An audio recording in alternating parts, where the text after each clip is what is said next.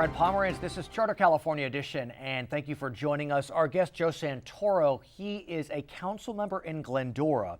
He's also here as a representative of the League of California Cities. He had been police chief of the city of Monrovia for 32 years. So he is speaking about the position of the league on the question of medical marijuana, but much more importantly on how cities approach the dispensing of medical marijuana. It is a very contentious issue. Sir, what can you tell us about the challenges cities face when looking at medical marijuana dispensaries? Well, it's huge because we like to have an idea about what's going on in our town. And when we see these dispensaries coming up, they're out of control, actually. Some have argued. Yeah, no regulation, no oversight. They're just selling marijuana under what was originally intended to be medical uses, but now it's exploded into this area where pretty much anybody can get it. What's interesting is, I'm sure you know, the California Supreme Court heard a case out of the city of Riverside. And Riverside argued that pursuant to its land use laws, not looking at the question of medical marijuana, pursuant to its land use, it wanted to ban medical marijuana dispensaries in its jurisdiction. And the California Supreme Court ruled in favor of the city of Riverside. Exactly. Which many thought was a surprise. It was a surprise. Given the passage of Prop 215, the voters apparently made clear they wanted access to medical marijuana, but as a matter of land use, the court allowed Riverside to exclude medical marijuana facilities. What do you make of that? I think that it's a good decision, obviously, because I think it gives cities the jurisdiction and the right to run their cities the way they think is appropriate for their cities.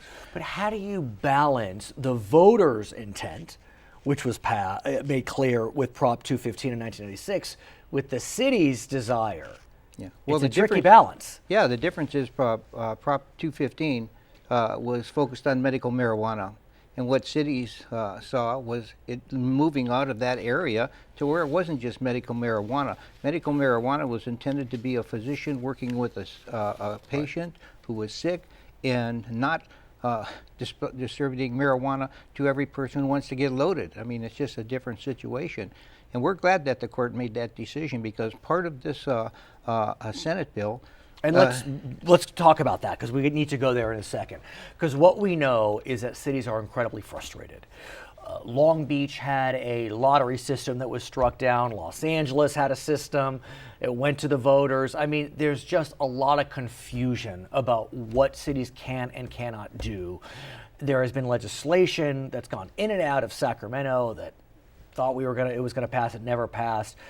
Right now, there's just an absence of regulation. Exactly, Brett. That's the biggest problem, is that there is no regulation right now, and what we're trying to put into law is some semblance of reasonableness into legislation. How it can be dispensed, the quality of it, safeguards to make sure that it's manufactured properly, because there's none of that right now. What about the balance? Here's another balance between the state and the cities. Because there's no doubt, I mean, we can talk about the federal preemption, but that's a whole other conversation. But there's no doubt that Sacramento could pass a state law that could apply to all cities, but that could limit discretion. You know, how much discretion should cities have vis-a-vis a Sacramento legislation? I think we should have, when it comes to this particular issue, we ought to have the decision making to say, what do we want in our communities? Is it a legitimate operation? Is it something that's going to benefit our community? Or is it just something that's going to attract a criminal element? It's going to attract some criminal opportunities around the area because of the cash flow that takes place in these places. There's a number of issues that cities have a right to regulate, and this is one of them.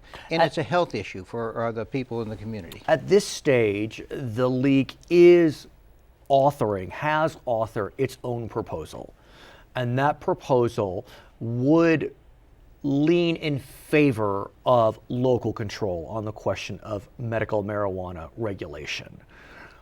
Exactly. It reinforces it and makes it codified in law that cities have to give a permit before they can go to the state to get their permit.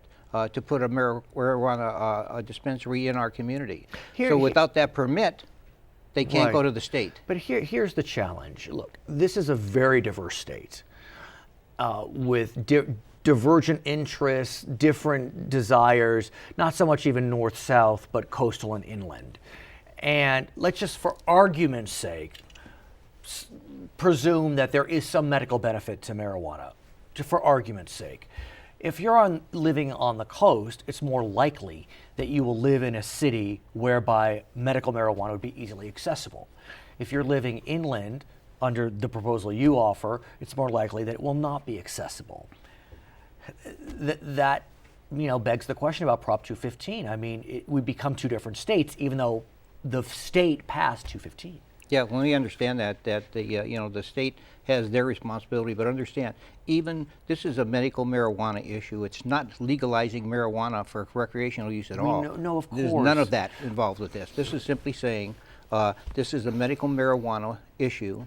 We want to put safeguards into it that have not were not put into it when it was enacted into law. But if you combine the California Supreme Court decision, which says cities can ban, with the legislation you propose, which requires the dispensary to go to the city first, I mean, I'd be surprised if many inland cities had medical marijuana facilities. I would be surprised too. It just depended on how the environment was and how they worked in the community and how they interacted in the community. Because we think there are legitimate uses. I mean, we look at a pharmacy, and a pharmacy has all kinds of built-in safeguards, all Right. kinds of legitimate reasons.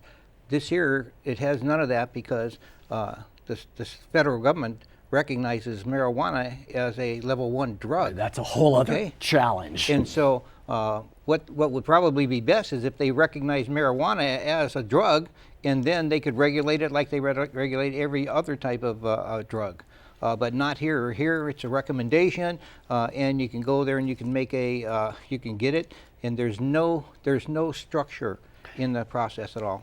It's hard to deny that when you look at polls throughout California as well as the nation, there seems to be a move towards the legalization of marijuana. Right. We know Washington State passed legalization measures. Colorado also passed a legalization. One could argue that Washington is a big blue state, but Colorado, not so much. I mean, more purple, if anything. So I have to think that legalization could be around the corner in California. It could be. I think that the governor said it right. He said, "I think it's better that we step back and we take a look at this." He was much more direct. Very right, and he's absolutely correct, because I can't think of a time in our history when all of a sudden we would take a drug or some substance and experiment with our communities with it to say, well, we're not sure exactly what this does to the brain. Well, even this, according to the Harvard review that came out recently, says that marijuana significant impacts the brain of people, and there's no recovery from that damage that it causes. A very recent decision from Harvard in cooperation with Northwestern, with Massachusetts General Hospital, they came out and it just set everybody back. So I think people are going to take a look at the use of marijuana maybe a little bit differently. Because instead of laying it onto our community without any data, without any significant impact results, it's scary. And the thing we can't ignore is that the marijuana of the 70s and 80s and even 90s is not the marijuana of today. I mean, parents, of my age, may have used it in high school. They don't have any clue what's on the street today, even through clinics. Exactly, and when they go and they buy it into one of these dispensaries, it can be anywhere from the very low dose to the very high dosage, because there's no regulation. His name is Joe Santora. He is with the City of Glendora, the League of California Cities, former police chief of Monrovia. I'm Brad Pomerance. This is Charter California Edition. How many states permit the use of marijuana for medical purposes? 14, 16, 20, or 22? Currently, 20 states, as well as the District of Columbia, allow the medicinal use of marijuana. It's Charter California Edition. I'm Brad Pomerance, and we are joined by Todd Rogers. He is the mayor of Lakewood. He's also the assistant sheriff in Los Angeles County and a candidate for Los Angeles County Sheriff. The primary will be held in June. That's June 3rd, 2014. I want to start by talking about Lakewood. And I understand that recently there was a website that named Lakewood the most boring city. Now, at first blush, one could say that is a criticism, but then I thought, well, maybe not. Maybe not a criticism. No. What do you think, sir? I think it's a good thing. And there was a real estate website that ranked cities according to certain criteria, Right. nightlife, things like that, and established a list of the 10 most boring cities in California. And Lakewood was number 1. So I'm the mayor of the most boring city in California. Are you the most boring mayor? I'd like to think no, but But one could argue that what that is really saying is that there's not a lot of drama, not a lot of crime, that real estate values are stable, not going wildly up or wildly down. I mean, there is something underlying that. what it tells me is that Lakewood's a great place to live. It's a great place to go home. We may not have the nightlife, and we may have a slightly older population, and But close to Long Beach. it's close to everything. Right, It's right. close to everything in Southern California. And matter of fact, I wrote a letter to our local newspaper that was published today Right. talking about boring being a good thing. We have smooth streets. We have no drama in local politics. We have low crime. It's a place that people are proud to call home, and I'm very proud to be the mayor. Let's talk about one area of your life where there's a bit of drama, and that is the Los Angeles County Sheriff's Department. You know, for better or for worse, it's been a tough couple of years in the Los Angeles County Sheriff's Department. The prior sheriff has moved on, and so the hope, regardless of his regime, is that the drama will be decreased a bit. Talk to us about morale in the department right now. How is it feeling? It feels okay right now. Obviously, we went through a tough time, and we had some failed leadership within the organization. And I think the sheriff, Sheriff Baca, if he was here, would say that he trusted some of the wrong people and put them in leadership positions who let him down and let the entire organization down. But he has moved on. He's taken that element out of Right. the conversation. We have an interim sheriff now who previously retired from the sheriff's department, came back on an interim basis until the election is resolved. Not running for office. Not running for office, and that has stabilized things. Folks feel better. Some of those leaders I referenced are gone. They've moved Right. on. So it's kind of like the black cloud has lifted a little bit. Has it? A little bit, but the looming issue is who's going to be the next sheriff. And that's something that's creating a lot of stress for people because that next sheriff will determine the direction of the organization for the bulk of many people's careers. And what's remarkable about it is, you know, this is a county state. I mean, if LA County were a state, it'd be larger than the state of Michigan. So Right. this is a very large department with significant responsibilities. And so this isn't just some small-time sheriff. I mean, how many employees? We have 17,000 right now. A very significant department facing significant challenges. In addition to the unique challenges surrounding the jail and what may or may not have happened in the jail, there's an additional pressure, which is what we know as prison realignment, where lower level offenders are being sent to county facilities as opposed to serving time in state jails. So there's a lot of noise in the background. Let's take out the unique challenges of the Los Angeles County jails, as we've seen in the media, and talk about the realignment piece, because that really is the nitty-gritty. That's the day in and day out running of jails with more prisoners than you had in the past, lower level, but higher numbers. Realignment has been a problem. I think it was ill-conceived, and it's created a lot of problems for public safety and certainly for the county jail system statewide. It has added 7,000 inmates to our jail system. We have a total capacity of 20,000, so now over a third of those beds are taken up by state inmates.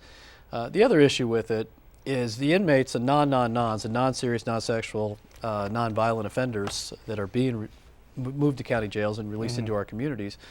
Those are crime classifications that account for about 75 to 80% of all the crimes committed in our communities, property crimes. What you're saying, I think, is lost on many people. When you think about lower level offenses, you would presume that would mean lower numbers. But what you just said, I understand, is accurate. Most people who are convicted of crimes are not sentenced to terms that are beyond 3 years. I know that you could wind up in county jail, but that's another issue because of some intricacies of the law.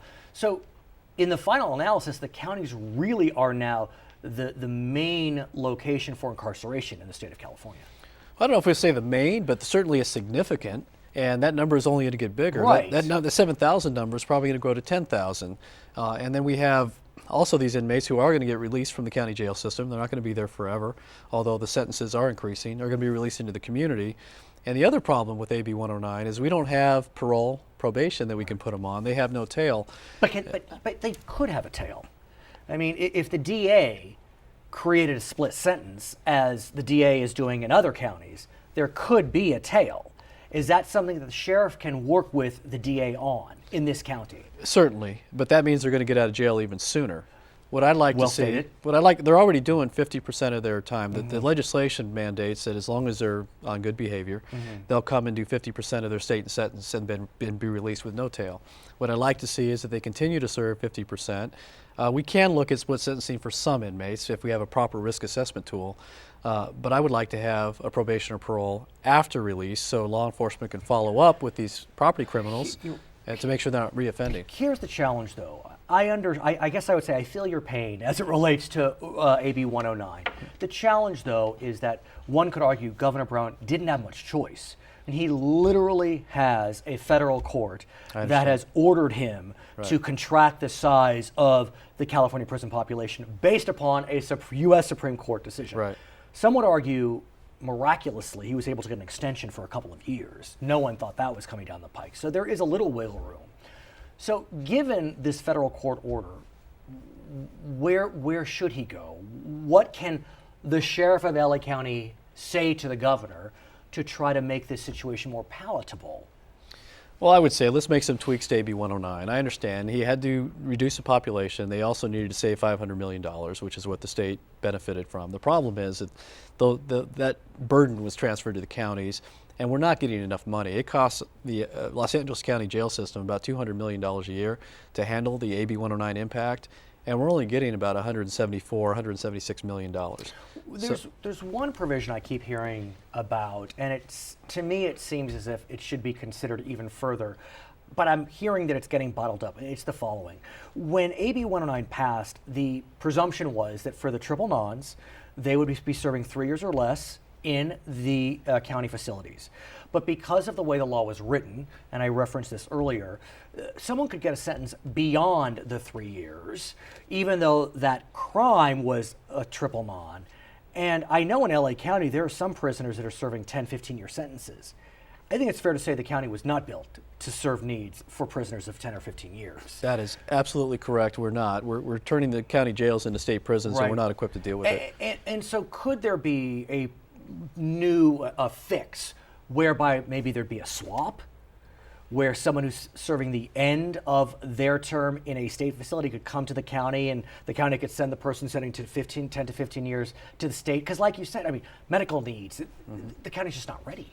It's not prepared. Yeah, we could explore all of that. And I think it's important for the sheriff of Los Angeles County, the largest county in the state, to start that dialogue with the other county sheriffs because they all have the stake in this as well, and our state leaders and the governor.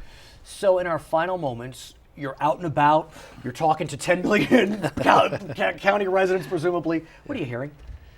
I am hearing that they're getting very excited about this sheriff's race. And there's some very clear choices among the candidates. We have 7 candidates running.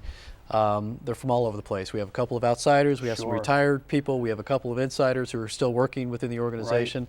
I prefer to look at myself as somebody who's on the inside with inside knowledge, but not tainted by a lot of the scandals that have impacted the organization. I was brought in a year ago by Sheriff Baca to help him try to institute reforms after some of those failed leaders were removed. And we've started that process. I'd like to continue that. We wish you the best of luck. His name is Todd Rogers. He is the Assistant Sheriff in LA County, Mayor of Lakewood, candidate for LA County Sheriff. I'm Brad Pomerance. It's Charter California Edition. How large was the staff of the first Los Angeles County Sheriff's Office, formed in April 1850? 3, 13, 30, or 113? When the Los Angeles County Sheriff's Department was formed in April 1850, the office consisted of the sheriff and 2 deputies. This is Charter California Edition. I'm Brad Pomerance. It is my honor to introduce you to Lynn Gissing. She is known as Mama Lynn. Her journey to Africa is one that will blow your mind. Just a mom, a wife from the United Kingdom who found herself called to help the children of Africa, the children of Tanzania. She wrote this book about her journey. It's called A Light in Africa. And you, no doubt, are a bright light to the children of Tanzania. How did a nice mom from the UK wind up in Tanzania? I know. I know. It's been quite an extraordinary journey. Yes. Just one day I was walking down a street and I heard this voice in my head say, "Go to Africa." Couldn't believe it. Dismissed it, walked a bit further, and then this voice again said, "Go to Africa." And lots of things happened to me after that, but I had to go find out. You did. I had to go find out. You went to Africa. Yes. You went to Tanzania. Yes. Which is on the east coast of Africa, southern east coast, above South Africa. When you arrived in the late 90s, is that right, Mama Lynn? 2000. In 2000. I made the first journey in 1999. What did you find? At that time, the HIV/AIDS pandemic was just awful Rampant. to see. Absolutely. And what people need to remember is in Africa, HIV/AIDS has never really been a disease of gay men. It is a disease of the entire population. Yes, indeed. And especially children. Especially children. They are really the victims. And children were dying. They were so stigmatized. Nobody would take care of them. And I ended up living 6,000 feet up Mount Kilimanjaro and living with the Chaga tribe. And even before I've taken one child into care, I've responded to the needs of the people who are so poor. And I started first a food program, offering food to people. And then after that, I started my first outreach medical dispensaries. Now, please continue. Thank you. Your story's more important, believe me. So if you look from those early days when I left my family, everybody thought I was crazy. How could you possibly do this? If you look from 2000 to what Light in Africa, the NGO that I started, is now, over 2 million meals have been served. Let's talk about that, because you have managed to create an oasis for the children of this particular region in Tanzania. I understand you serve almost 300 children every single day at 9 different sites. And when I say that you are serving these children, in a lot of ways you've saved these children. How is it that you've saved them? What has happened with these children that they need to be saved? A lot of the time we get referrals from the social welfare department. These are children who have been abandoned, have been left to die, some in the most horrendous ways.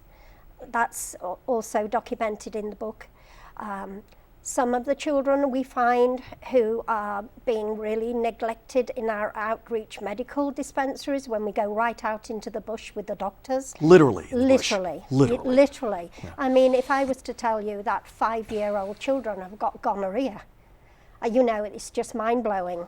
How are they? Are they getting gonorrhea in the way we expect they're getting gonorrhea? Yes, indeed. Yes, indeed. And there is also a DVD on our site which also shows the work that we do. But the children, if I can give you an example. Please, please. 2 days before I left to go to the UK, 3 children were brought into care by the social welfare department. And the father had taken their mother into the bush. He had killed her and then killed himself. We see a lot of brutality where we are. But it's only education which is going to change all these bad things. Talk to us about what the lives of these children, how does it roll out on a daily basis once they arrive at your 9 facilities? Okay. Well, first of all, they're very, very apprehensive. Because I'm a white woman. Well, fair enough. I think that's a very fair statement. Some of them have never seen a white woman, let alone come into her care. And so I have to gain their trust. And it's amazing. It's like a metamorphosis. How the children, if you take them when they first come in and they can be crying and terribly upset, and then you see them a month later where they've all gelled into the homes. We have individual homes which take perhaps 15 or 20 children in one home, and they soon become part of the family in that home. What language do they speak? They all speak Kiswahili when they come in. But I don't speak the language. You don't? I don't. You haven't learned some? And this upsets Tanzanians an awful lot. But my thesis is that I don't speak the language, and the best thing I can do for these children is for them to speak English, because that raises them above their peer groups. Is English spoken in large cities in Tanzania? Yes, it is, yes. And so when you look into the eyes of these children after a month, 6 months, a year, what comes back at you? Smiles. I see them feeling safe, and they have settled and they have hope. They believe they're not going to get beaten again, because we have a no beating policy in our homes, which is not what usually happens in the homes. In Tanzania, even the local government teachers will beat the children. So the fear of not being beaten and victimized, that gradually erodes, and their confidence starts to build. When they look into your eyes, what do you think they see? I pray they see that I love them and that they know they're safe with me. And what have they done for you? I would prefer to talk about what I have done for them. If I can tell you the children that I took off the street in 2000, some of them had been so abused by local people, and some of them were starving to death. If we look now 14 years later, Tell us. Those children are now in their 20s, and I have them in colleges in Dar es Salaam. My oldest girl with HIV, she is becoming a teacher. She's now starting her diploma in May. My second oldest girl, who was selling peanuts at 8 years of age on the street, she's now in college training to be a social worker. My oldest boy, who was badly beaten by his father and was living under the coffee trees, and came knocking at my gate at 8 o'clock one night, so hungry, so it was just pitiful to see him. He is now in college doing business administration, and my second one is still in school to become a doctor. What can we do if we want to get involved in the work you're doing in Tanzania? Well, to sponsor a child, to help with the education, because this is my paramount thing, is to get these children educated and to get away from all the traditional things which they believe is going to happen to them because they're orphans. For instance, I can't touch you, because if I touch you and you're poor, I will get your poverty. We have to eradicate all that sort of mindset. Her name is Mama Lynn. She is the founder of Light in Africa. If you want to learn more about the great work she is doing, you can sign on to their website at lightinafrica.org. Thank you so much for joining us. Thank you for what you're doing for the children of Tanzania. I'm Brad Pomerance. It's Charter California Edition.